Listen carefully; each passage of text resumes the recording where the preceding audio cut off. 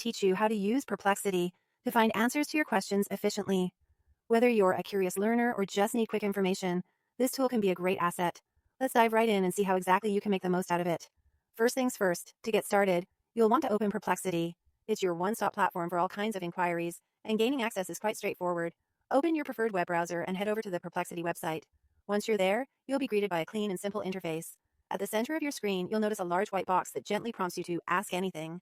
This is where the magic happens, so let's put it to use. In the text box, type in the question you want an answer to. For example, if you're curious about health, you might want to ask, what are the symptoms of pneumonia in children?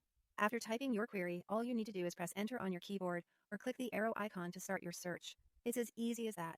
Your query will soon transform into valuable information right before your eyes. Now, if typing isn't your cup of tea, or if you happen to be multitasking, Perplexity offers a nifty feature that lets you speak your query instead. You'll notice a small microphone icon positioned right next to the search box.